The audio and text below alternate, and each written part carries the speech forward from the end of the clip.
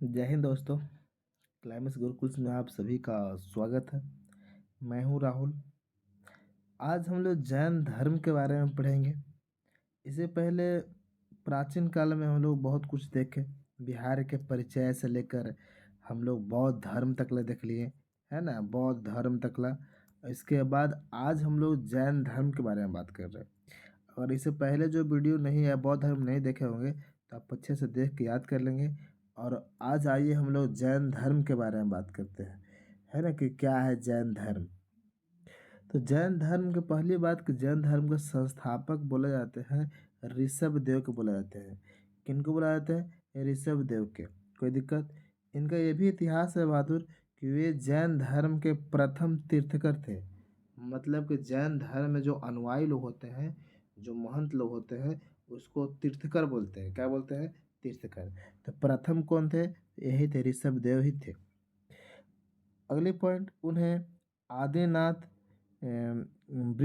वृषभनाथ भी कहा जाता है। अलग अलग नाम से भी जाना जाता है। किसको? ऋषभ देव को अलग अलग नाम से भी जाना जाता है। अगर बहादुर लोग सुन लो ध्यान से, पहले आप अगर समझ में नहीं आता होगा तो आप कमेंट करके बताएंगे सर समझ में नहीं आता है, तो उसको हम समझाने की कोशिश करेंगे, है ना। आप लोगों का फीडबैक मिलेगा तभी हम समझा सकते हैं। नहीं तो ऐसे लगता है हमको कि हम अच्छे से समझा देते हैं, है ना। देखिए, आप इस क्लास को देखने के बाद या क्लास को देखते देखते आप कमेंट करेंगे कि हाँ हम अच्छे से समझा रहे हैं कि नहीं।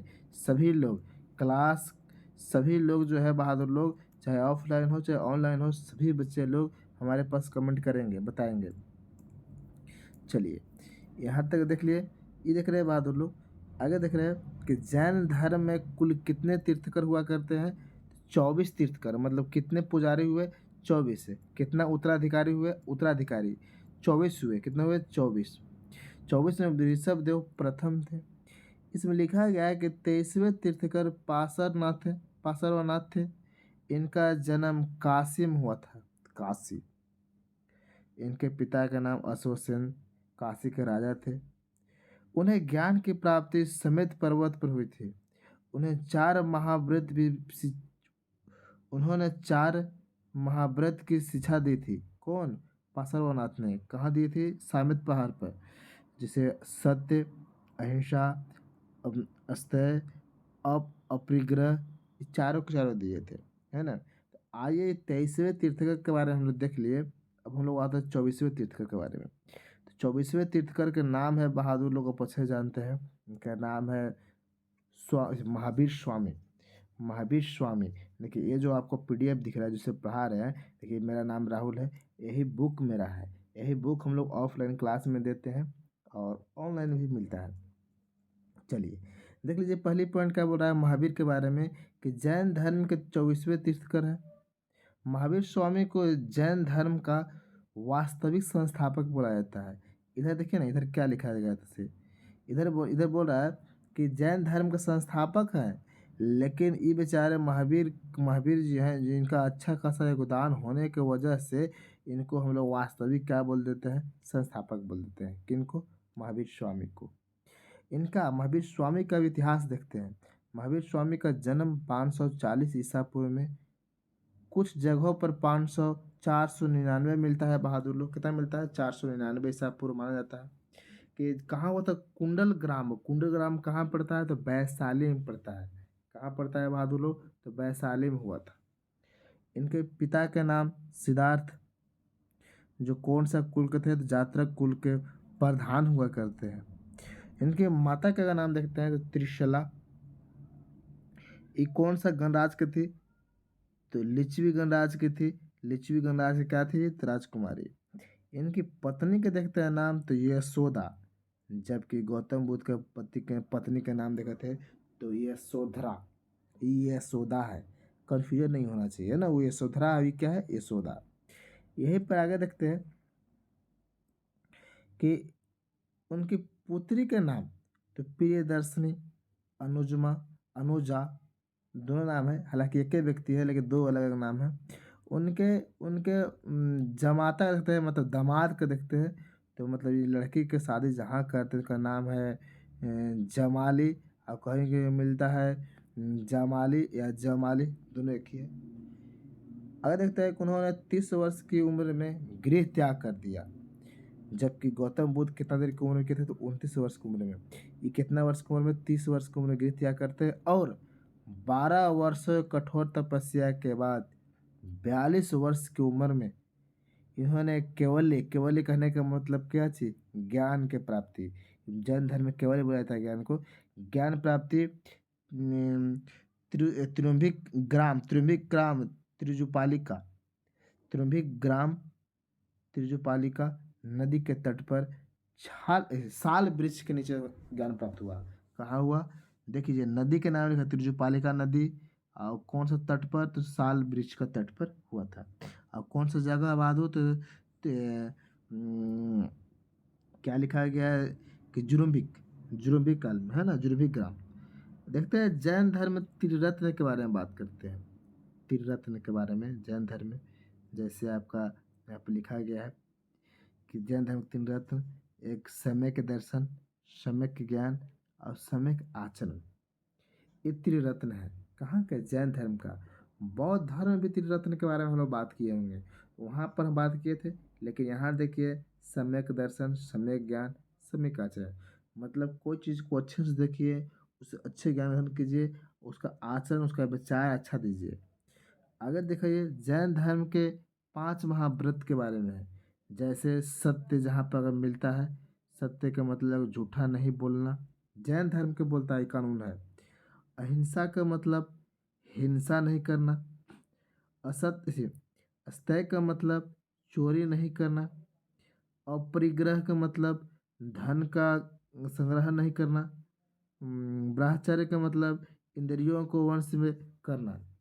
मैंने खुद का जो हम लोग कभी कभी बोलते हैं ना, जैसे बॉयज लोग के, गर्ल्स लोग का समय का अनुकूल 15 साल 18 साल के बाद उनका भटकना शुरू हो जाता है, उसी पर कह रहा है। उसी पर आप क्या करने के लिए? कंट्रोल करने के लिए। देखिए बौद्ध जैन धर्म में बोला गया कि झूठ नहीं बोलना, हिंसा नहीं करना, झगड़ा और नहीं करना, चोरी करना पाप है, और धन जमा करना, बैंक में जमा करना या एकत्रित करना। इसमें बोलता है कि अगर आपके पास धन है तो लोगों में बांटिए, जिसको धन की जरूरत है उसको दीजिए, है ना। जैसे मान लीजिए कि आपके पास 10 करोड़ 5 करोड़ रखा हुआ, और बेचारा एगो 5 रुपया खातिर भूखे मर रहा है, तो उसको दीजिए, बांटिए। ये कौन बोलता है? जैन धर्म बोलता है ना। आगे देखते हैं। आगे बोल रहा है बहादुर लोग, देखिए ध्यान से। बोल रहा है कि 5वां महाव्रत, ये जो ब्रह्मचार्य महावीर स्वामी द्वारा प्रतिपादित किया गया था। ये जो 5वां जो दिख रहा है, 5वां ये 5वां जो दिख रहा है, ये आप किसको द्वारा किया गया था? तो महावीर स्वामी के द्वारा में जोड़ा गया था, है ना। आगे देखिए अलग अलग नाम जानते हैं, जैसे अनेकातवाद या स्यादवाद या सप्तभंगी ज्ञान सिद्धांत का संबंध जैन धर्म से है। ये तीनों का तीनों जो दिख रहा है ना बहादुर, ये किससे संबंधित है? तो जैन धर्म से संबंधित है ये शब्द, है ना। आगे बोल रहा है कि महावीर स्वामी ने अपना पहला उपदेश कहाँ दिया था? तो राजगीर में। अगर वही जैन धर्म के ऐसे, अगर वही बौद्ध धर्म बोलेंगे तो बहादुर, तो कोई कमेंट करके बताओ। तो देखो महावीर स्वामी ने पहला उपदेश कहाँ दिए हैं? राजगीर में, राजगृह में। अगर वही आपसे पूछ देता है कि गौतम बुद्ध का पहला उपदेश कहाँ था, थोड़ा कमेंट करके बताइए, तो देखते हैं कौन कौन बताते हैं। चलिए कमेंट करके बताइए। जैन धर्म के तीर्थकर या उनके प्रतीक, ये अलग अलग तीर्थकर है, अलग अलग प्रतीक है। जैसे प्रथम तीर्थकर को है तो ऋषभ देव है, इनका प्रतीक क्या है? बैल, बैल या वृषभ, वृषभ। दूसरा जो है तीर्थकर, जिसका नाम है अजितनाथ। ये जो महत्वपूर्ण है, ये महत्व सब नहीं पूछता है, 24 नहीं पूछता है, लेकिन जो संख्या दिया गया है ये ना, ये भी है, इसको थोड़ा ध्यान दे लेंगे, है ना। थोड़ा सा अच्छे से ध्यान दे के 2 बार देख के 3 बार देख के याद करेंगे लिख लिख के। दूसरा तीर्थकर है कौन? तो अजितनाथ। ये बोला इनका क्या है प्रतीक? तो हाथी है। 23वें अब आ गए हम लोग, 23वें। 23वें के बारे में यहाँ लिखा गया बहादुर कि पासारोनाथ है, सर्प इनका है, सर्प प्रतीक। और 24वें महावीर स्वामी का क्या चीज़ का प्रतीक है? तो सिंह का प्रतीक है ना। इसे पूछता है एग्जाम में। एक नोट बनाया गया है, क्या नोट बनाया गया है? महावीर स्वामी के अतिरिक्त 12वें तीर्थकर, जिसको नाम है वासुपुंज, का जन्म बिहार में हुआ था। मैंने कि महावीर स्वामी के साथ साथ एक और तीर्थकर थे। वो कितने नंबर के तीर्थकर थे? 12 नंबर के, जिनका नाम क्या था कि वसुपूज्य। उनका भी जन्म कहाँ हुआ था? बिहार में। मतलब कि स्वामी का भी जन्म बिहार में और वासुपूज्य का भी जन्म बिहार में। जबकि सब सारा का सारा जैन धर्म का, जैसे अभी 24 बोले ना, 24 गो में 2 गो जो है, 2 गो कहाँ जन्म हुआ है बहादुर लोग? तो बिहार में जन्म हुआ है। बाकी 22 गो के अलग अलग क्षेत्र में जन्म हुआ है। कोई दिक्कत यहाँ तक ला? बोलिए कोई दिक्कत है तो। आइए हम लोग अगले पॉइंट पर आते हैं। देखिए, जैन जैन धर्म का संगीतिया के बारे में बात कर रहे हैं। जैसे बौद्ध धर्म में 4 संगीतिया बात किए थे ना। वैसे जैन धर्म में कितनी संगीतिया बात कर रहे हैं हम लोग? तो 2 संगीत के बारे में बात कर रहे हैं, मतलब 2 महासंगीत, मतलब 2 बैठक के बारे में बात कर रहे हैं। प्रथम बैठक या प्रथम महासंगीत क्या है बहादुर? इसका बैठक कब होता है? वर्ष 310 ईसा पूर्व में। स्थान बहादुर लोग, स्थान है पाटलिपुत्र। कहाँ जगह है? तो बिहार में। उस समय शासक, इसका बैठक का अध्यक्षता में शासक कौन था? शासक बहादुर चंद्रगुप्त मौर्य। और इस बैठक का अध्यक्षता कौन कर रहे थे? तो स्थूलभद्र। इसमें विशेषताएं क्या हुआ? इस बैठक में, प्रथम बैठक में ई भाग लिए, ई भाग लिए, ई भाग लिए। तो इसमें हुआ क्या चीज? बैठक में निर्णय क्या निकला? तो 2 निर्णय निकला। पहला निर्णय क्या है बहादुर? कि दिगंबर और श्वेतांबर में जैन धर्म का विभाजन, मतलब कि जैन धर्म 2 भागों में बट गया। जैसे बौद्ध धर्म 2 भागों में बटा था ना, हीनयान और महायान। वैसे वो बटा था अंतिम बौद्ध संगीत, मतलब चौथा बौद्ध संगीत में बटा था। कौन? बौद्ध धर्म। लेकिन जैन धर्म बोल रहे हैं कि प्रथम महासंगीत में या प्रथम बैठक में 2 भागों में बट गया। एक दिगंबर, दूसरा क्या? श्वेतांबर। दूसरा रिजल्ट क्या निकलता है कि जैन धर्म के 12 अंगों का संकलन हुआ, मतलब 12 अंग इसमें का किया गया, जोड़ा गया जैन धर्म में। दूसरा क्या है बहादुर? दूसरा बहुत दिनों के बाद फिर होता है। कब होता है? तो 510 ईस्वी लिखा हुआ है ना? 510। देखिए ध्यान से, 510 ईस्वी लिखा गया है कि स्थान कहाँ है? तो वलाभी। वलाभी कहाँ है बहादुर? तो गुजरात में। उसमें एक शासक के बारे में कोई साक्ष्य प्राप्त नहीं होते हैं। दूसरा बौद्ध संगीत में, दूसरा जैन संगीत में साक्ष्य, शासक के बारे में प्राप्त नहीं होता है। लेकिन अध्यक्षता का पता है कि देवर्धि क्षमा श्रवण। क्षमा श्रवण से बहुत फेमस है क्षमा श्रवण। इसमें क्या रिजल्ट निकलता है? जैन धर्म ग्रंथों का अंतिम संकलन हुआ, मतलब कि जैन धर्म ग्रंथ में अंतिम बार लिखा गया, उसके बाद फिर दोबारा कभी लिखा नहीं गया। कोई दिक्कत? आइए हम लोग आगे आते हैं, थोड़ा कुछ फैक्ट पढ़ लेते हैं। बोल रहा है कि महावीर स्वामी की मृत्यु 468 ईसा पूर्व में 72 वर्ष की आयु में पावापुरी में हो गया। कहाँ हो गया? पावापुरी में इनका मृत्यु हो गया। वही बात कर रहे कि जैन धर्म का विभाजन, प्रथम जैन संगीति में 2 भागों में बट गया। एक श्वेतांबर और दूसरा क्या चीज? दिगंबर के भागों में बट गया। अब देखते हैं श्वेतांबर और दिगंबर है क्या। तो श्वेतांबर जो थे इसका देख रेख कर रहे थे भद्रबाहु दिगंबर का, जबकि श्वेतांबर कौन कर रहे थे? स्थूलभद्र। तो दिगंबर क्या करते हैं? दिगंबर में देखिए भद्रबाहु के नेतृत्व प्रदान किया गया। भद्रबाहु ने नेतृत्व प्रदान किया, मतलब भद्रबाहु के द्वारा इसका देख रेख किया जा रहा है। किसको? दिगंबर को। इसमें है क्या? इसमें परिवर्तन को स्वीकार नहीं करते हुए पूर्ण नगनता एवं कठोरता को माना गया। देखिए ध्यान से देखिए, ये जो दिगंबर जो लोग थे, भद्रबाहु को जो मानने वाले, इनका बात क्या बोलते हैं कि इसमें समय का अनुकूल कोई परिवर्तन नहीं किया जाएगा, है ना। साथ में बिना कपड़ा के रहेंगे, कठोर नियम अपनाया गया। किसमें? दिगंबर में। जबकि श्वेतांबर में क्या है बहादुर लोग, इसका अध्यक्षता कौन कर रहे थे? स्थूलभद्र के नेतृत्व में दिया गया। इसमें श्वेत वस्त्र पहनने की परंपरा भी थी तथा यह दिगंबर की तुलना में कम कठोर है। इसमें परिवर्तन को स्वीकार किया गया। देखिए ये स्थूलभद्र का अध्यक्षता वाला जो है ना श्वेतांबर, इसमें बोला गया कि समय के अनुकूल हम लोग कुछ भी परिवर्तन कर सकते हैं, जबकि भद्रबाबू बोलते हैं कि नहीं परिवर्तन करेंगे। यही कारण है कि दिगंबर के जो लोग हैं वो ज़्यादा दिन टिके नहीं। अभी भी देखते हैं कुंभ मेला जाता है तो नंगा नंगा पंडित लोग जाते हैं या नंगा लोग जैन लोग जाते हैं। वो नंगा, उन कठोर नियम है, कठोर कानून है, कठोर।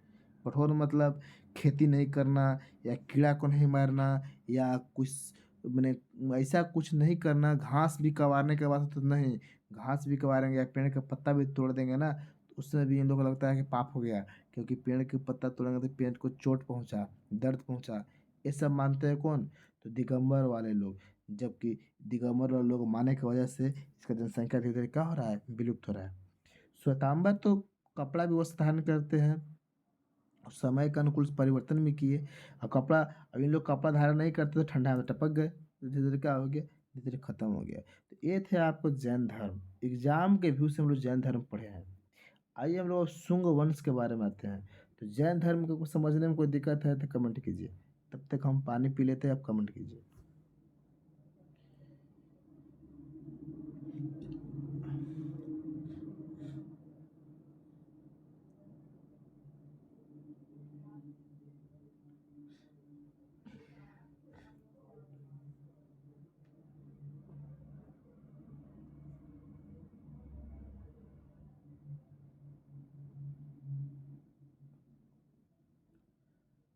चलिए, कोई समस्या यहाँ तक नहीं। चलिए हम लोग शुंग वंश देखते हैं बहादुर कि मौर्य वंश का अंतिम जो शासक थे बृहदत्त, बृहदत्त के हत्या करके पुष्यमित्र शुंग ने 185 ईसा पूर्व में कौन सा वंश का स्थापना कर दिया? तो शुंग वंश के। तो आपको कंफर्म कर लीजिए बहादुर कि शुंग वंश का संस्थापक कौन है? तो पुष्यमित्र शुंग। जो मौर्य वंश का अंतिम शासक है, बृहदत्त को हत्या करके शुंग वंश का स्थापना किया गया। कब किया गया? तो 185 में। देखिए लिखा गया है कि पुष्यमित्र शुंग ब्राह्मण था। वह बृहदर्थ का सेनापति था। देखिए ये जो था ना, ये पुष्यमित्र शुंग, वो किसका सेनापति था? तो बृहदर्थ का सेनापति था और अपने ही राजा को हत्या कर दिया। लिखा गया है कि पुष्यमित्र ने सेनानी की उपाधि ली थी। सेनानी की उपाधि, सेना की उपाधि था, है ना। उसने यवनों के आक्रमण को विफल किया था। जब जब ये बृहदर्थ जो समय शासक था, उस समय पुष्यमित्र के मदद से ही जो बाहर के यमन लोग, जो यमन देश से बाहर के लोग आक्रमण कर रहे थे, इसे बचाया था, है ना। पुष्यमित्र ने दो अश्वमेध यज्ञ करवाए। इसमें पुरोहित पतंजलि थे। अश्वमेध अश्वमेध यज्ञ क्या है बहादुर लोग? थोड़ा ध्यान से देखेंगे और समझेंगे। जैसे में आप जानते हैं कि अश्वमेध क्या है, दो ध्यान से। एक शासक जो होते हैं, एक शासक बहादुर अपने साम्राज्य से एक घोड़ा छोड़ते हैं। तो वो ध्यान से क्या छोड़ते हैं बहादुर लोग? अपने साम्राज्य से एक घोड़ा छोड़ दिए। और ये घोड़ा छोड़ने के बाद घोड़ा पर लिख देते थे और घोड़ा के पीछे पीछे सेना रखते थे। अब क्या करते थे कि घोड़ा जितना दूर तक ला सफर करेगा, वो क्षेत्र मेरा कहलाएगा। साथ में उस घोड़ा को जो भी बंदा पकड़ कर उसका विरोध करेगा, तो उसको साथे उस राजा को, जो राजा घोड़ा छोड़ा था, उसको साथ, जैसे मान लीजिए कि घोड़ा आप छोड़ दिए, मार्केट में छोड़ दिए कि घोड़ा जन जन घूमेगा, मेरा क्षेत्र होगा। तो हम यहाँ पर उसको मान लें कि आप अपना क्षेत्र से छोड़े, हम अपने क्षेत्र में वो घोड़ा आ गया तो हम उसको पकड़ लिए तो उसके पीछे पीछे सेना भी चल रहे हैं। सेना आपसे कुछ नहीं बोलेंगे, सेना सूचना देंगे राजा के पास जो छोड़ा था कि राजा साहब से एक व्यक्ति पकड़ लिया है। और जो बंदा पकड़ता था उससे युद्ध करने पड़ता था। तो यही अश्वमेध यज्ञ था, है ना बहादुर लोग। क्षेत्र को कब्जा करने का अधिकार करता था, कोई दिक्कत। जब यह अश्वमेध यज्ञ किया था उसमें पुरोहित कौन थे? तो आपको पतंजलि थे। पतंजलि देखिए पूछता है कि पतंजलि किसका पुरोहित थे? तो पुष्यमित्र शुंग के पुरोहित थे, है ना, कोई दिक्कत। आगे बोल रहा है पुष्यमित्र की मृत्यु के बाद उसका पुत्र अग्निमित्र 148 ईसा पूर्व में राजा बना। कौन बना? अग्निमित्र। कालिदास के नाटक, कालिदास का एक बुक है, नाटक है बहादुर, जिसको बोलते हैं मालविका अग्निमित्र। मालिका अग्निमित्र में अग्निमित्र एवं मालविका का वर्णन किया गया। अग्निमित्र और किसका किया गया है? दोनों को जोड़ के ही बुक बना दिया गया। किसके द्वारा बनाया गया है? तो कालिदास। स्टैटिक में सवाल पूछता है कि बुक किसका है। इस वंश का, शुंग वंश का अंतिम शासक देवभूति थे। कौन थे बहादुर लोग? देवभूति। अब आइए हम लोग कण्व वंश के बारे में। देखिए ध्यान से, कण्व वंश के बारे में सब महत्वपूर्ण पॉइंट बात कर रहे हैं। इसमें कहानी बहुत बड़े बड़े है, लेकिन हम लोग कहानी उतना जाएंगे नहीं, है ना। बोला कण्व वंश के संस्थापक वसुदेव थे, वसुमित्र थे। कौन थे? वसुमित्र। कण्व वंश के संस्थापक वसुमित्र ने देवभूति की हत्या कर दी, और वसुमित्र शुंगों के अमात्य मंत्री थे। जैसे वसुमित्र जो है से देवभूति को हत्या करके एक वंश की स्थापना कर दिए। अब पूछ रहा है ना कि ये वसुमित्र जो थे ना, ये शुंग वंश के क्या थे? मंत्री थे, अमात्य। अमात्य मतलब मंत्री थे, है ना। कर्ण वंश भी ब्राह्मण वंश था। जैसे बहादुर अभी देखे कि शुंग वंश भी क्या था, तो शुंग वंश भी क्या था, देखिए ध्यान से, शुंग वंश भी क्या था, तो ब्राह्मण था बहादुर। पुष्प तो शुंग थे ना, ब्राह्मण थे। और ये भी क्या है, तो भी एक ब्राह्मण वंश है। इस वंश का अंतिम शासक सुशर्मा था। कौन था? सुशर्मा। सातवाहन वंश का संस्थापक सिमुक ने सुशर्मा की हत्या करके कर्ण वंश को क्या कर दिया? अंत कर दिया। कौन कर दिया अंत बहादुर? सातवाहन वंश के संस्थापक सिमुक ने। और इसको हत्या करके अंत करके अब इस साम्राज्य में, जो साम्राज्य में कर्ण वंश था, अब वहाँ पर सातवाहन वंश का स्थापना करेगा। कौन करेगा? तो सिमुक करेगा। चलिए अब आगे आते हैं। तो अब हम लोग पढ़ते हैं कुषाण वंश। कुषाण वंश के बारे में अच्छे से देखते हैं। यहाँ से सवाल बनती है, थोड़ा ध्यान से देंगे। देखिए बहादुर बोल रहा है कि भारत आने वाले विदेशियों में कुषाण सबसे अंतिम थे। जितना भी हम लोग पढ़े ना, चारों पांचों वंश, वो सब विदेशी आके भारत में आक्रमण करके राज किए थे, है ना। भारत का खानदानी कोई नहीं था बाहर से। लेकिन उसमें से भी एक ये है कुषाण वंश, वो भारत में आने वाले क्या है? सबसे अंतिम थे, है ना। विदेशियों के आने का क्रम देखिए, विदेशियों का आने का क्रम कौन कौन? पहले हिंद यूनानी आए, शक आए, पल्लव आए, और कुषाण आए। कुछ याद करो चाहे नहीं करो बहादुर, लेकिन इस लाइन को तुम अच्छे से याद कर लेना, क्योंकि बीपीएससी में सवाल ये पूछा गया है क्रम सजाने के लिए। ये क्रम सजाने के लिए पूछा गया है। बड़का भी हम कर रहे हैं, ऑफलाइन में किसी से हम अच्छे से पूछ सकते हैं, है ना। ये पूछता है क्रम सजाने के लिए कि विदेशी प्राचीन काल में विदेशियों का जो आगमन हुआ था, उसका क्रम काल बताइए। तो पहले हिंद यूनानी आए थे, हिंद यूनानी, फिर शक आया, फिर पल्लव आया, फिर क्या आया बहादुर? तो कुषाण आया। तो यही चलते है बोला जा रहा है कि भारत आने वाले विदेशियों में कुषाण क्या थे? सबसे अंतिम थे। अरे अंतिम है कि नहीं? चलिए आगे पॉइंट बोल रहा है, कुषाण चीन के यूची या खोती तोखरी जाति से संबंधित थे। कुषाण जो लोग थे वो कहाँ से आए थे? चीन से आए थे। ध्यान रखिएगा, कहाँ से आए थे? चीन से। और कौन सा? यूची या इसी बोलते हैं तोखरी, तोखरी जाति से संबंधित है। कुषाण वंश के संस्थापक अ, कुषाण वंश संस्थापक कुजुल कटफिशिस थे। क्या थे? कुजुल कुजुल कटफिशिस। कहाँ का था? चीन के था। इस वंश का सबसे प्रमुख शासक जो था ना, वो कनिष्क। जैसे कनिष्क के बारे में पढ़े होंगे कि बौद्ध धर्म का चौथा महासंघ इसी के जमाने में हुआ था, है ना। इस वंश का महान शासक कुषाण वंश से कौन था? तो कनिष्क था। कुषाण वंश की राजधानी बहादुर, ध्यान देंगे, अलग अलग समय में अलग था। ए, पुरुषपुर, जिसको पेशावर बोला गया बाद में, एक मथुरा था। दो जगह था कुषाण वंश का, पेशावर और मथुरा। पेशावर के का नाम जानते हैं तो पुरुषपुर, ठीक है। आगे देखिए, अश्वघोष जिन्होंने बुद्ध चरित्र की रचना की कनिष्क के पाटलिपुत्र से विजय किया गया था। इसमें वर्णन किया गया है कि कनिष्क ने पाटलिपुत्र का किया था, विजित किया था, पाटलिपुत्र से विजित किया था। बहुत कुछ इसमें बताया गया है। इस सवाल बहुत भी आई है ना, कि बुद्ध चरित्र किसका बुक है ना, या बुद्ध चरित्र का रचयिता कौन है, रचनाकार कौन है? तो कौन है? तो अश्वघोष। कौन बहादुर लोग? अश्वघोष। सब ध्यान देंगे। आइए देखेंगे। अब हम लोग बात कर रहे हैं कनिष्क के समय में। कनिष्क के समय में उम, गांग थी। कनिष्क के समय में आपको यहाँ पर गांधार और मथुरा कला का विकास हुआ था। मैंने कला मतलब बनाने का, कला, कला मतलब घर द्वार बनाने का। कौन सा कला था बहादुर? तो मथुरा और गांधार कला का मथुरा शैली, गांधार शैली क्या हुआ, तो बहादुर विकास हुआ, है ना। कनिष्क ने चौथा बौद्ध संगीत की आयोजन कहाँ किया था, तो कुंडल वन। कुंडल वन कहाँ है बहादुर, तो कश्मीर। आपको पता है कि चौथा बौद्ध संगीत का अध्यक्षता कौन कर रहा था, शासक तो ये था, अध्यक्षता कौन कर रहा था बहादुर लोग, तो नहीं पता है तो आप क्या कर दीजिए बहादुर, तो कमेंट कीजिए, क्या करेंगे आप, कमेंट करेंगे, बताइए कमेंट करके। दो का सवाल आपको हम दे दिए, हाँ दोनों सवाल क्लियर होना चाहिए।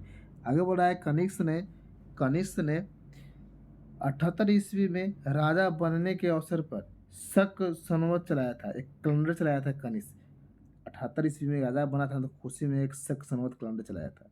कनिष्क का समय सिल्क मार्ग पर कुषाणों का आधिपत्य था, मतलब उस कनिष्क के समय सिल्क का जो विभाग था, सिल्क के मतलब कि क्या बोल सकते हैं, रेशम वगैरह, ये सब पर क्या किया गया था, कुषाणों का बहुत, कुषाणों का अ, आधिपत्य, मतलब उन पर शासन था, अधिकार था, है ना। आइए अब हम लोग पढ़ते हैं गुप्त वंश के बारे में। गुप्त वंश पढ़ना बहुत ज़रूरी था, इस चलते हम लोग गुप्त वंश तक पहुंचने के लिए बहुत मेहनत की है। आइए गुप्त वंश के बारे में पहली पॉइंट देखते हैं। गुप्त वंश के संस्थापक श्रीगुप्त थे। तो इस श्रीगुप्त के बारे में देखिए कब से कब तक बंदा है, तो 240 से लेकर कितना तक ला, 280 तक। अब ईसवी शुरू हो गया, ईसा पूर्व खत्म, का हो गया ईसवी, ठीक है। श्रीगुप्त का उत्तराधिकारी घटोचक, घटोचक गुप्त, जो कब से कब रहा, तो 80 से कहाँ तक ला। वह प्रथम गुप्त शासक था जिन्होंने ऐसे महाराजा को पायदान किया था। घटोचक जो था ना, घटोचक हालांकि रामायण में भी कहाँ सुने हैं, रामायण बोला महाभारत में भी, तो ये महाराजा को पाय धारण किया था ये बंदा, ठीक है। अब आता है गुप्त वंश में कुछ हम लोग विशेष बात करते हैं, जैसे गुप्त वंश में एक शासक थे चंद्रगुप्त प्रथम। ये 320 से 335 तक रहा था। तो बोला जाता है इनको गुप्त वंश का वास्तविक संस्थापक, लेकिन वास्तव में गुप्त वंश संस्थापक श्रीगुप्त है ना। लेकिन वास्तविक संस्थापक चंद्रगुप्त को माना जाता है, चंद्रगुप्त प्रथम को माना जाता है ना। इन्होंने 320 में गुप्त समूह चलाया था, जिसकी वजह से फेमस हो गए थे। गुप्त समूह मतलब कैलेंडर चलाया था। गुप्त चंद्रगुप्त प्रथम ने लिच्छवियों की राजकुमारी कुमार देवी से विवाह किया था। वह प्रथम गुप्त शासक था जिन्होंने महाधिराज को उपाधि धारण किया था। महाधिराज, ये भी शक शक लोग का क्या था, शक के मार के और महाधिराज को उपाधि धारण किया था, शक के, हाँ शक शासक को हत्या करके। आगे देखिए अगला शासक कौन है, समुद्रगुप्त। एग्जाम के भी उससे हम लोग बात कर रहे हैं बहादुर, ठीक ना। इसका समय क्या है, तो 335 से लेकर 375 तक का। इतिहासकार स्मिथ ने समुद्रगुप्त को एक व्यक्ति के उपाधि से तुलना किया, क्या, भारत के नेपोलियन कहकर संबोधित किया था। किसको, समुद्रगुप्त को एक इतिहासकार जो है स्मिथ, मॉडर्न काल में बहादुर, आधुनिक समय में समुद्रगुप्त क्या कहा था, तो भारत का नेपोलियन कह कर संबोधित किया गया था, है ना। आगे देखिए समुद्रगुप्त ने पर क्रमांक या अप्रतिथ आदि को उपाय धारण किया था। ये दोनों उपाय धारण किए, थोड़ा सा डिफिकल्ट वर्ड है, थोड़ा सा देख लेंगे अच्छे से। आगे बोला समुद्रगुप्त के अभियानों की चर्चा हरिसेन द्वारा एक बुक में किया गया। बुक का नाम था प्रयाग प्रशस्ति, प्रयाग प्रशस्ति से मिलती है। समुद्रगुप्त जो अभियान चलाया था, इसका चर्चा हरिसेन का जो बुक है बहादुर, क्या है, तो प्रयाग प्रशस्ति में मिलती है।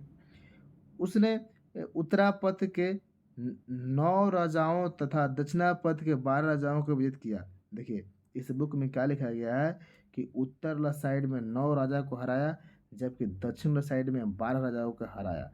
12 राजा पर क्या किया, विजित किया, मतलब जीत हासिल किया। समुद्रगुप्त को कविराज भी कहा जाता है। क्या कहा जाता है, समुद्रगुप्त को कविराज के भी नाम से जाना जाता है। आइए अगले पॉइंट देखते हैं। समुद्रगुप्त को उसको सिक्के पर बिना बजाते हुए दिखाया गया है। समुद्रगुप्त को जो सिक्का चलाया था उस समय, तो उस पर उसको बनाया गया बिना बजाते हुए सिक्का बताया गया। किसके बारे में, समुद्रगुप्त पूछता है सिक्का पर बिना बजाते हुए किसको दिखाया गया है, समुद्रगुप्त को दिखाया गया है। समुद्रगुप्त का बाहरी कवि, दरबारी कवि कौन था, तो हरिसेन, हरिसेन कभी देखिए कि जस्ट बुक एगो है, कौन बुक था बहादुर? तो प्रयाग प्रशस्ति, है ना। आगे देखिए, आगे बोल रहा है समुद्रगुप्त वैष्णव धर्म को मानता था। समुद्रगुप्त द्वारा अश्वमेध यज्ञ कराने की प्रमाण भी मिलते हैं। देखिए पीछे हम अश्वमेध यज्ञ के बारे में बात किए ना कि राजा घोड़ा छोड़ते थे, उसी से वैसे ये भी अश्वमेध चलाया था, इसका थोड़ा प्रमाण मिलता है। समुद्रगुप्त के बाद 375 ईस्वी में रामगुप्त के राजा बनने का लक्ष्य मिला। राज रामगुप्त का राजा बनने का साक्ष्य प्राप्त होता है, मतलब कि समुद्रगुप्त के बाद कौन राजा बना था? तो रामगुप्त। लेकिन उनके अयोग्य होने के कारण चंद्रगुप्त द्वितीय ने उनकी उपाधि हत्या करके स्वयं को राजा बन गया। जैसे क्या था ना बहादुर, ध्यान से देखेंगे, ध्यान से। जब रामगुप्त गद्दी पे बैठा ना, अब इनका मैडम जो थे रामगुप्त के, रामगुप्त का मैडम से इनको बहुत लगाव था, चंद्रगुप्त मौर्य को, चंद्रगुप्त द्वितीय को। किसको? चंद्रगुप्त द्वितीय को, मौर्य नहीं बाबू, गलती हो रहा था, चंद्रगुप्त द्वितीय को। एक दिन क्या हुआ कि जब राजा ये बना तो इस पर आक्रमण कर दिए शक लोग, शक शासक। कौन कर दिया? शक शासक। और शक शासक कर दिया तो इनको बंदी बना के, और इनका मैडम बहुत ब्यूटीफुल थी या सुंदरी थी, इसको लेके जाना शुरू कर दिए। इसको बंदी बना के उसको लेके जा रहे थे, तो इसको बहुत बुरा लगा कि हमारे भाई की मैडम के लेके जा रही है। मतलब कि चंद्रगुप्त जो प्रथम द्वितीय था ना, ये कहीं ना कहीं इनका मैडम से प्यार मोहब्बत हो गया था। तो ई क्या किया, ई के चंद्रगुप्त द्वितीय, ये अपने भाई को, ये भाई अपने जान बचाने खातिर मैडम को दान में दे दी कि जाए गिरवत बंदी रख दी, है ना, कि जाइए हमको छोड़ दीजिए प्रभु जी, आप मेरे मैडम को लेकर चल जाइए। राजा लोग जो शक लोग थे, इसका मैडम को लेकर जा रहे थे, इसको छोड़ दिए थे। इसको पता चला चंद्रगुप्त द्वितीय का, चंद्रगुप्त द्वितीय गया तो पहले अपने भाई को हत्या कर दिया, तब जाकर उसको छुड़ा दिया। किसको छुड़ा लिया? तो अपने भाभी को छुड़ा लिया। भाभी को छुड़ाया तो शक लोग को भी हत्या कर दिया। कौन? चंद्रगुप्त। यही चलते इनको बहादुर चंद्रगुप्त द्वितीय को विक्रमादित्य के नाम से भी जाना जाता है। किसको नाम से? तो विक्रमादित्य को नाम से। चंद्रगुप्त द्वितीय को बोल, दूसरा का बोल रहा है, पहला का नहीं, चंद्रगुप्त दूसरा को। आगे देखते हैं चंद्रगुप्त द्वितीय की कहानी, देखते हैं आगे। देखिए आगे महत्वपूर्ण लिखा गया भी है। क्या लिखा गया है? चंद्रगुप्त द्वितीय। देखिए चंद्रगुप्त द्वितीय ने शकों को पराजित कर दिया, कब किया? 389 में। और कौन सा उपाय धारण किया बहादुर? तो विक्रमादित्य, जस्ट बताए, है ना। चंद्रगुप्त द्वितीय ने देवगुप्त, देवराज, देवश्री, बहुत से उपाधि धारण किया था। देवगुप्त, देवराज, देवश्री आदि को उपाधि धारण किया था। कोई दिक्कत? चंद्रगुप्त द्वितीय ने ध्रुव देवी या कुबेर नाग से विवाह किए थे। मैंने दो गो से विवाह किए थे, ध्रुव देवी और कुबेर नाग, ये सब साथ में मिलता है। कुबेर नाग से उत्पन्न पुत्री, कुबेर नाग से एक उत्पन्न पुत्री जन्म ली, जिसका नाम था प्रभावती गुप्त का विवाह वाकाटक नरेश रुद्रसेन द्वितीय से करवा दिया। मतलब चंद्रगुप्त का जो बेटी थी, उसका विवाह किससे कर दिया? एक वाकाटक नरेश, मतलब वाकाटक का राजा का नाम क्या है? रुद्रसेन, रुद्रसेन द्वितीय से क्या करवा दिया गया? तो विवाह करवा दिया गया। अब विवाह करवा दिया गया तो बहादुर कभी भी युद्ध होगा नहीं, नहीं होगा ना। तो ये सब नीति है, युद्ध से बचना है ना, तो फैमिली बन जाइए उसका, कभी युद्ध नहीं होगा। ना, जैसे मान लीजिए कि आप ही को गोतिया में कोई से बहुत झगड़ा हो रहा है, तो गोतिया का बेटी या गोतिया का भाई को अपना करीबी रिलेशन में शादी करवा दीजिए, दोनों पर से लड़ेगा नहीं। वैसे ये अपने में शादी करता था। आगे देखिए, रुद्रसेन की मृत्यु के बाद प्रभावती ने अपने अल्पवयस्क पुत्रों के संरक्षका के रूप में शासक बन गया। मतलब कि इसका जब मृत्यु हो गया रुद्रसेन को, तो रुद्रसेन को मृत्यु हो गया ना, तो क्या बोलते हैं, ये अपने छोटा अल्प मतलब बच्चा पुत्र के साथ संरक्षका बन गई। उन्हें जहाँ का राजा था ना, वाकाटक के राजा, तो वहाँ की रानी बन गई, है ना। उस दौरान प्रभावती ने चंद्रगुप्त द्वितीय की सहायता से गुजरात और काठियावाड़ पर विजय प्राप्त कर ली। मतलब कि प्रभावती जो है से अपने बाप की बदौलत गुजरात में जगह है, गुजरात और काठियावाड़ दोनों पर विजय प्राप्त कर लिया, है ना। आइए इसी के समय देखते हैं। चीनी यात्री फहियान चंद्रगुप्त द्वितीय के समय भारत आया था। फहियान भारत में 14 वर्ष तक रहा था। कब से कब? 399 से 414 तक का, है ना बात? 14 वर्ष तक यात्रा किए थे। चंद्रगुप्त को चंद्रगुप्त द्वितीय को मेहरौली लोह स्तंभ में चंद्र का नाम संबोधित किया गया है। मेहरौली लोह स्तंभ जो है आपको, लोह स्तंभ, उसमें क्या बोला गया है बहादुर? चंद्र। चंद्र का नाम संबोधित किया गया है। मेहरौली लोह स्तंभ चंद्रगुप्त द्वितीय का माना जाता है। बोला जाता है कि चंद्रगुप्त द्वितीय के द्वारा ही कौन सा स्तंभ बनाया गया है? तो मेहरौली लोह स्तंभ बनाया गया है ना? आगे देखते हैं। आगे बोल रहा है कि चंद्रगुप्त द्वितीय के 9 रत्न थे। 9 रत्न थे, जैसे कैसे अकबर में 9 रत्न पढ़ते हैं, उस अकबर से पहले भी चंद्रगुप्त द्वितीय 9 रत्न रखे थे। मतलब कि 9 व्यक्तियों का एक टीम था, जिसका नाम था, कौन कौन थे? तो कालिदास, धन्वंतरी, अमर सिंह, बरामहिर, देखिए सब विद्वाने थे। शंकु, बेताल भट्ट, अब सिनेमा देखते हैं ना, बेताल, है ना? घटकपर्ण, छपनक या भरूची, चूने भरूची, ये मतलब आठों का आठों विद्वान है एकदम। इनके तो बहुत बड़ा विद्वान थे चाहे कालिदास, है ना, ये सब के सब विद्वान हैं। इनका दरबार में चंद्रगुप्त द्वितीय का दरबार 9 रत्न थे। आइए चंद्रगुप्त द्वितीय के बाद हम लोग कुमार गुप्त प्रथम के बारे में पढ़ते हैं। इनका बिहार में योगदान भी अच्छा खासा है। जैसे कुमार गुप्त के बारे में देखते हैं। समय का अवधि 415 से 455 तक लगा। चंद्रगुप्त द्वितीय एवं ध्रुव देवी का पुत्र, मतलब चंद्रगुप्त द्वितीय का जो मैडम थी ना, ध्रुव देवी का पुत्र कुमार गुप्त था, जो 415 में शासक बना।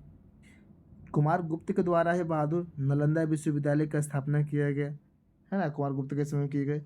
गुप्त काल में नालंदा विश्वविद्यालय शिक्षा का प्रमुख केंद्र था। बाद में यह बौद्ध धर्म के शिक्षा का प्रमुख केंद्र बन गया, है ना? गुप्त काल में शिक्षा के लिए नालंदा विश्वविद्यालय बहुत था, बाद में बौद्ध धर्म के लिए फेमस हो गया। खास करके कुमार गुप्त से एक सवाल आता है कि नालंदा विश्वविद्यालय का स्थापना किसने किया? तो कुमार गुप्त, है ना? ये सब याद रखिएगा। स्कंद गुप्त क्या है बहादुर? तो 55 से कहाँ तक बना? 67 तक बना। मध्य एशिया के बर्बर जाति हुनों के आक्रमण स्कंद गुप्त के समय किया गया। पूछता है कि हुनों लोग जो आक्रमण किए थे बर्बर जाति के, हुन लोग स्कंद गुप्त के समय किए थे। स्कंद गुप्त ने हुनों को पराजित कर भारत से बाहर खदेड़ दिया। इसका वर्णन कहाँ मिलता है? पूछता है। तो जूनागढ़ अभिलेख में मिलता है। अभिलेखों में हुनों का क्या नाम बोला गया है? तो मलेच्छ। हुन का क्या बोला गया? मलेच्छ। तो आपसे पूछेगा कि जूनागढ़ अभिलेख में किस युद्ध का किसके बारे में वर्णन है? तो इसमें वर्णन है ना बहादुर जूनागढ़ में कि स्कंद गुप्त जो था वो आपको हुनों का आक्रमण करके भगा दिया था। कोई दिक्कत? आइए। स्कंद गुप्त ने चंद्रगुप्त मौर्य द्वारा निर्मित सुदर्शन झील का पुनरुद्धार किया था। मतलब समुद्रगुप्त जो था, चंद्रगुप्त मौर्य था। देखिए स्कंद गुप्त ने चंद्रगुप्त मौर्य स्कंदगुप्त ने चंद्रगुप्त मौर्य द्वारा निर्मित सुदर्शन झील को पूरा मरम्मत कर दिया। झील है तो मरम्मत क्या करा दिया? गोले गोले मरम्मत करा दिया। स्कंदगुप्त ने शक्रादित्य की भी उपाधि धारण किया। किसका उपाधि? ये सब आपको स्टैटिक सवाल में से एसएससी की तैयारी करेगा ना तो डायरेक्टली स्टैटिक सवाल पूछ देता है। आगे लिखा गया है पॉइंट कि गुप्त वंश का अंतिम शासक विष्णुगुप्त था। गुप्त वंश के साथ मगध का भी अंतिम शासक बोला जाता है। गुप्त वंश भी बोल सकते हैं और मगध का भी अंतिम शासक किसको बोल सकते हैं? तो विष्णुगुप्त को ही बोल सकते हैं। आगे पॉइंट लिखा गया, एक और पॉइंट बहादुर। इतिहासकार बीएन स्मिथ ने क्या बोलते हैं? बीएन स्मिथ ने सांस्कृतिक उपलब्धियों के कारण गुप्त काल को स्वर्ण युग कहा। मैंने गुप्त काल का इतिहास पढ़ा ये स्मिथ ने आधुनिक काल में, तो क्या बोल दिया? स्वर्ण युग बोला गुप्त काल को। समझ आइए। आगे आइए, अब हम लोग पाल वंश के बारे में पढ़ेंगे। कौन सा वंश के बारे में? तो पाल वंश के बारे में। पाल वंश क्या बोलता है? ध्यान से देखेंगे। पाल वंश के संस्थापक होते तो गोपाल थे। कब किए? तो 750 में। गोपाल ने उदंतपुरी विश्वविद्यालय की स्थापना बिहार शरीफ में किए। अच्छा बहादुर, कमेंट करेंगे कि बिहार शरीफ वर्तमान में कौन जिला में है ना। आगे देखिए, इस वंश का सबसे प्रमुख शासक थे धर्मपाल। धर्मपाल ने विक्रमशिला विश्वविद्यालय का स्थापना किया, जबकि गोपाल क्या किया था बहादुर, तो उदंतपुरी विश्वविद्यालय का स्थापना, है ना। विक्रमशिला विश्वविद्यालय का स्थापना भागलपुर में किया गया धर्मपाल के द्वारा। आगे बोल रहा है कि सोमपुर सोमपुर महाविहार वर्तमान में बांग्लादेश में चला गया, हालांकि ये क्षेत्र वर्तमान में बांग्लादेश में है, का निर्माण धर्मपाल के द्वारा ही करवाया गया। आगे देखिए, धर्मपाल ने त्रिपक्षीय संघर्ष में प्रतिहारों एवं राष्ट्रकूटों से संघर्ष किया। मतलब प्रतिहार शासक, राष्ट्रकूट जो शासक थे उसका किया संघर्ष किया, मतलब युद्ध किया। धर्मपाल प्रतिहार शासक वत्सराज से पराजित हो गया। धर्मपाल किससे पराजित हो गया, तो वत्सराज से पराजित हुआ। बाद में धर्मपाल ने राष्ट्रकूट शासक ध्रुव और प्रतिहार शासक वत्सराज को भी बाद में पराजित कर दिया। शुरू में पराजित होकर हार मान के चला गया, सिलेंडर बोल दिया तो छोड़ दिया ही, और बाद में फिर उल्टा अटैक करके जीत गया। उसने कुछ कुछ समय के लिए कनौज पे भी आक्रमण किया। कौन, धर्मपाल जो है कुछ समय के लिए कनौज के भी अपने अंडर में करके रख लिया, है ना। आगे देखिए, आगे बोल रहा है धर्मपाल ने उत्तरापंत स्वामी की उपाधि धारण के लिए क्या किया, उत्तरापंत स्वामी की उपाधि धारण किया। धर्मपाल के बाद उसका पुत्र देवपाल, जो कब बैठा बहादुर गद्दी पे, तो 810 में गद्दी पे बैठा, शासक किया। देवपाल ने मुंगेर को राजधानी बनाया था। देवपाल जो था पाल वंश का राजधानी कहाँ बनाया, मुंगेर। यही चलते फेमस होता है बिहार में। बिहार के एग्जाम में तैयारी कीजिएगा ना तो पूछता है कि पाल वंश का राजधानी मुंगेर बनाया गया, किसके द्वारा बनाया गया, तो देवपाल के द्वारा। देवपाल ने जावा, मतलब इंडोनेशिया का भाग है, के शैलेंद्र वंशी शासक पालपुत्र देव को नालंदा में विहार बनाने के लिए 5 गांव दान कर दिया। देखो ध्यान से, देवपाल ने जो जावा के एक शासक, जावा के एक वंश था, शैलेंद्र वंश का शासक था पालपुत्र देव, इसको दे दिया, देवपाल जमीन दे दिया नवादा में बिहार बनाने के, मतलब नवादा में एक पर्यटन बनाने के लिए, नवादा में एक भवन बनाने के लिए, नवादा में जगह बनाने के लिए 5 गांव दान कर दिया। कितने गांव दान कर दिया, 5 गांव दान कर दिया। बहुत फेमस है ये देवपाल। देवपाल के बाद बीरहपाल, महिपाल, रामपाल आदि ने शासकों किया। पालकालीन कांसे की मूर्ति अपनी कलात्मकता के लिए काफ़ी प्रसिद्ध थी। मतलब कि पाल काल में जो कांसा की मूर्ति बनते थे ना, उसके लिए उस समय की कलाकारी के लिए बहुत फेमस थी, है ना। धीमान, पीठपाल इस काल के प्रवर्तक माने जाते हैं। जो काल जो थे मूर्ति बनाने का, इसमें दोनों फेमस हुआ करते हैं, है ना। तो आगे आते हैं, चलिए देखते हैं प्राचीन इतिहास के संदर्भ में क्या लिखा गया। इतिहास देखिएगा, प्राचीन इतिहास के संदर्भ में विभिन्न वंश और उसकी राजधानी, जैसे कौन सा वंश है, कब राजधानी बना, सब लिस्ट बनाया गया। जैसे बहादुर लोग बृहत वंश, तो बृहत वंश का राजधानी कहाँ था बहादुर, तो गिरिवर्ज या राजगीर मगध की प्रथम राजधानी बोला जाता है। जैसे बिंबिसार के समय, बिंबिसार के समय बात कर रहे हैं, बिंबिसार के समय, तो गिरिवर्ज या राजगीर से बोलते हैं।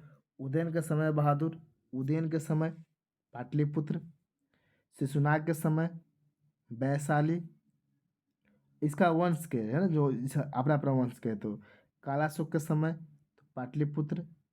पूछता है किसके समय कब शासक वंश था, राजधानी था।